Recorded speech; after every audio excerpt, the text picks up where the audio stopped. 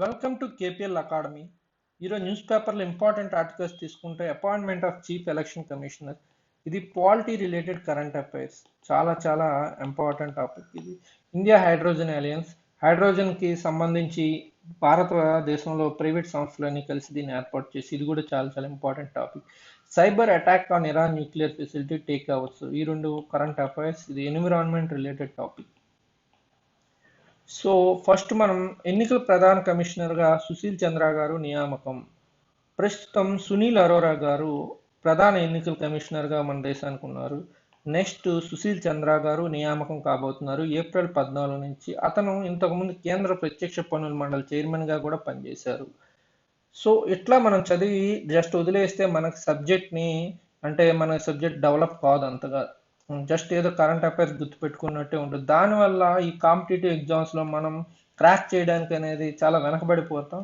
మనం దీన్ని ఇది పాలిటీ రిలేటెడ్ టాపిక్ కాబట్టి సబ్జెక్ట్ ఇంటర్లింక్ చేసినప్పుడే చాలా చాలా యూజ్ ఉంటుంది. అంటే ఎలక్షన్ కమిషన్ గురించి మెన్షన్ చేసాడు ఆర్టికల్ కాబట్టి ఎలక్షన్ కమిషన్ గురించి టోటల్గా మనం తెలుసుకోవాలి. అసలు ఎలక్షన్ కమిషన్ రాజ్యాంగబద్ధ సంస్థ కాదా, ఇది రాజ్యాంగంలో ఒకవేళ రాజ్యాంగబద్ధ సంస్థ అయితే ఏ ఆర్టికల్ మెన్షన్ చేశారు, ఎలక్షన్ కమిషన్ ఆఫ్ ఇండియాలో ఎంతమంది మెంబర్స్ ఉంటారు, వీళ్ళ పదవీ కాలాలు ఎలా ఉంటాయి, వీళ్ళని తొలగించాలంటే ఏం చేయాలి, వీళ్ళ యొక్క ఫంక్షన్స్ ఏంటి, ఇవన్నీ కూడా మనం చాలా క్లియర్గా తెలుసుకున్నప్పుడే మనం రిమైనింగ్ క్యాండిడేట్స్తో పోలిస్తే ముందు ఉండడానికి ఛాన్సెస్ ఉంటుంది. ఎలక్షన్ కమిషన్ గురించి ఇప్పుడు మనం పూర్తి డీటెయిల్స్గా తెలుసుకుందాం. ఇది పాలిటీ రిలేటెడ్ అయితే ఎలక్షన్ కమిషన్ అనేది రాజ్యాంగబద్ధ సంస్థ. ఇది చాలా చాలా ఇంపార్టెంట్ టాపిక్ ఇది పాలిటీలో. ఇది రాజ్యాంగంలో 15వ పార్ట్లో అంటే 15వ భాగంలో ఆర్టికల్ 324 నుంచి 329 వరకు ఎలక్షన్ కమిషన్ గురించి మెన్షన్ చేశారు. ఆర్టికల్ 324 టు 329 15వ భాగం పార్ట్ 15లో. ఇది కంపల్సరీ గుర్తుపెట్టుకోవాలి. గ్రూప్ 2 కైనా గ్రూప్ 1 కైనా చాలా చాలా ఇంపార్టెంట్. ఈవెన్ మెయిన్స్లో కూడా ఈ విధంగా మెన్షన్ చేస్తే మనకి ఎడ్జ్ అనేది ఉంటుంది. అయితే ఎలక్షన్ కమిషన్లో టోటల్ ఎలక్షన్ కమిషన్ ఆఫ్ ఇండియాలో ఎంతమంది మెంబర్స్ ఉంటారంటే 3 మెంబర్స్ ఉంటారు. చీఫ్ ఎలక్షన్ కమిషనర్తో పాటు ఇద్దరు అదనంగా ప్రధాన ఎన్నికల కమిషనర్తో పాటు ఇద్దరు ఎన్నికల కమిషనర్స్ ఉంటారు. 2 మెంబర్స్ ఉంటారు. Total 3 members. అయితే వీళ్ళ యొక్క పవర్స్ డిఫరెన్స్ ఉందా అంటే ముగ్గురికి ఈక్వల్ పవర్స్. పవర్స్ వచ్చేసరికి మాత్రం ఈక్వల్ పవర్స్. అంటే ఏదైనా ఒక డెసిషన్ని ఫైనల్ చేసి ఏదైనా నిర్ణయం తీసుకునేటప్పుడు డిఫరెన్సెస్ వస్తే మెజారిటీ యొక్క నిర్ణయమే ఫైనల్. మెజారిటీ నిర్ణయమే ఫైనల్. అలాగే జీతాలు కూడా ముగ్గురికి ఈక్వల్ శాలరీస్. మరి చీఫ్ ఎలక్షన్ కమిషనర్కు ఉన్న స్పెషాలిటీ ఏంటి అంటే చీఫ్ ఎలక్షన్ కమిషనర్ తొలగించే విధానం రిమైనింగ్ ఇద్దరు ఎన్నికల కమిషనర్స్తో పోలిస్తే డిఫరెంట్గా ఉంటుంది. చీఫ్ ఎలక్షన్ కమిషనర్ తొలగించాలంటే తొలగింపు అనేది సుప్రీంకోర్టు జడ్జిని ఏ విధంగా తొలగిస్తారో ఆ విధంగా తొలగించాలి. సుప్రీంకోర్టు జడ్జిని ఏ విధంగా తొలగిస్తారో డిస్మిస్ చేస్తారు అంటే తొలగిస్తారో అదే విధంగా తొలగించాలి. రాజ్యాంగంలో ఎటువంటి ప్రొసీజర్ ఉందో సుప్రీంకోర్టు జడ్జిని తొలగించడానికి చీఫ్ ఎలక్షన్ కమిషన్ తొలగించాలన్న అదే ప్రొసీజర్. సుప్రీంకోర్టు జడ్జిని ఏ విధంగా తొలగిస్తారు అంటే పార్లమెంట్లో లోక్సభలో రాజ్యసభలో 2/3 మెజార్టీతో ఆమోదిస్తే మాత్రమే జడ్జిని తొలగించగలరు. సుప్రీంకోర్టు కానీ హైకోర్టు జడ్జిని కానీ. సో సుప్రీంకోర్టు జడ్జిని తొలగించే విధానం సిమిలర్ మెథడ్ అనే రాజ్యాంగం చీఫ్ ఎలక్షన్ కమిషనర్ కూడా ప్రస్తావించింది. సో అదే విధానాన్ని అవలంబించాలి. వీరి యొక్క పదవీ కాలం అంటే ఎలక్షన్ కమిషనర్స్ యొక్క పదవీ కాలం 6 years ఆర్ 65 years. ఏది ముందైపోతే అది రిటైర్ అయిపోతారు. వీళ్ళకైతే ఉన్న మైనస్లు, ఎలక్షన్ కమిషన్ నియామకంలో ఉన్న మైనస్లు ఏంటి, మన సబ్జెక్ట్లో ఏం మెన్షన్ చేశారు అంటే వీళ్ళు స్పెషల్గా క్వాలిఫికేషన్స్ ఏమి అవసరం లేదు. ఎలక్షన్ కమిషనర్గా ఎన్ని కావాలంటే ఏమైనా స్పెషల్ క్వాలిఫికేషన్స్ ఏమీ లేవు. దాంతోపాటు వీళ్ళు రిటైర్ అయ్యాక కావాలంటే ప్రభుత్వ పదవులు ఏమైనా చేపట్టచ్చు. ప్రభుత్వ పదవులు వాళ్ళు ఛాన్స్ వస్తే చేపట్టచ్చు. కానీ ఈ విధంగా చేయడం వల్ల ఈ రాజ్యాంగబద్ధ సంస్థ ఎలక్షన్ కమిషన్ నిష్పక్షపాతంగా పనిచేస్తుంది అని గ్యారంటీ ఇవ్వలేమని మేధావులు పేర్కొంటున్నారు. సో దాన్ని తొలగించాలి ఈ నియామకాన్ని. అంటే ప్రభుత్వ పదవులు ఏమి చేపట్టకూడదు ఎలక్షన్ కమిషనర్స్ రిటైర్ అయ్యాకని చాలామంది కోరుతున్నారు. ప్రస్తుతం అయితే రాజ్యాంగంలో అటువంటి అంశం ఏమీ లేదు. వీళ్ళు కావాలంటే ప్రభుత్వ పదవులు రిటైర్ అయ్యాక చేపట్టచ్చు. ఇది ఒక రకంగా మెయిన్ మైనస్గా చెప్పుకోవచ్చు. అయితే ఎలక్షన్ కమిషన్ ఆఫ్ ఇండియా యొక్క ఫంక్షన్స్ ఏంటి, ఇది చాలా చాలా ఇంపార్టెంట్. వీళ్ళు ఏ ఎలక్షన్స్ కండక్ట్ చేస్తారు ఎలక్షన్ కమిషన్ ఆఫ్ ఇండియా అంటే పార్లమెంట్ ఎలక్షన్స్ అంటే ఎంపీస్, లోక్సభ రాజ్యసభ ఎంపీస్ ఎలక్షన్లు, అలాగే ఎమ్మెల్యేస్ ఎమ్మెల్సీ అంటే రాష్ట్ర శాసనసభ ఎలక్షన్స్, కండక్ట్ చేస్తారు. వీటితో పాటు రాష్ట్రపతి, ఉపరాష్ట్రపతి ఎలక్షన్స్ కూడా ఎలక్షన్ కమిషన్ ఆఫ్ ఇండియా చేపడుతుంది. ఉపరాష్ట్రపతి ఎలక్షన్స్ ఇది చాలా చాలా ఇంపార్టెంట్. అంతేగాని సర్పంచ్ ఎలక్షన్లు, ఎంపీటీసీ, జెడ్పీటీసీ ఎలక్షన్లు మాత్రం వీళ్ళు చేపట్టరు, అంటే కండక్ట్ చేయరు. సర్పంచ్ ఎలక్షన్లు, ఎంపీటీసీ, జెడ్పీటీసీ ఎలక్షన్లు కండక్ట్ చేసేది state election commission. State election commission అది గుర్తుపెట్టుకోవాలి, చాలా చాలా ఇంపార్టెంట్.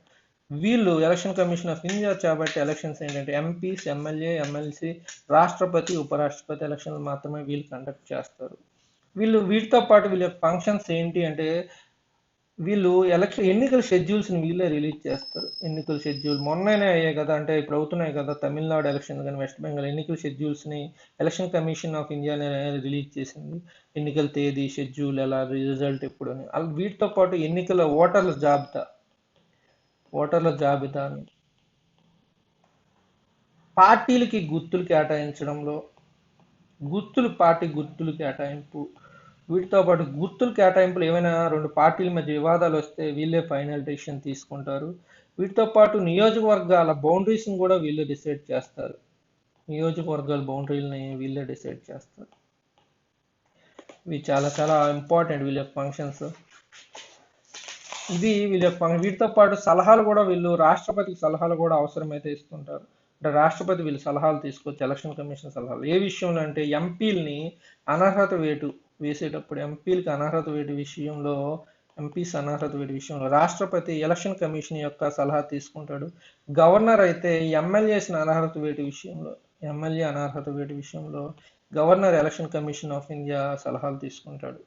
ఇది చాలా చాలా ఇంపార్టెంట్ టాపిక్. ఇది మీరు కంపల్సరీ ఇందులో మనం చెప్పిన ప్రతి పాయింట్ని కూడా క్షుణ్ణంగా నేర్చుకోవాలి. చాలా ఇంపార్టెంట్ టాపిక్. జస్ట్ ఇలా ఆర్టికల్ చదివినది మాత్రం మీకు ఎటువంటి యూజెస్ ఉండవు. ఏదో జస్ట్ గుర్తుంటుంది, మిగతా వాళ్ళతో పోలిస్తే మనం ముందు ఉండలేం.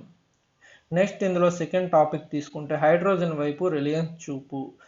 ఈ ఆర్టికల్ ఎందుకు ఇచ్చాడంటే ఇప్పుడు భారతదేశం అనేది పర్యావరణ హిత ఇంధనం కోసం, అంటే రెన్యూబుల్ ఎనర్జీస్ కోసం మనం చాలా బాగా ట్రై చేస్తున్నాం. ఈ పర్యావరణ హిత ఇంధనం కోసం మనం మన దేశం 4వ అతిపెద్ద ఇంధన వినియోగదారు. ఇక్కడ క్లియర్గా మీరు చూడొచ్చు, ప్రపంచంలోనే 4వ అతిపెద్ద ఇంధన వినియోగదారు మన భారత్.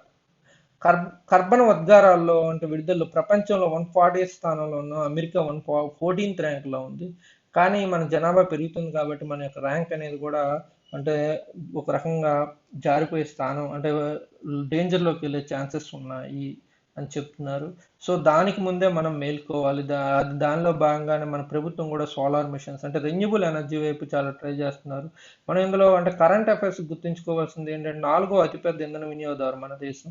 కర్బన రహిత, ఇటీవల మీరు చదువుంటారు పేపర్లో కూడా, కర్బన రహిత కంపెనీలుగా మారాలని కొన్ని కంపెనీలు డిసైడ్ అయ్యాయి, రిలయన్స్ ఇటువంటివి.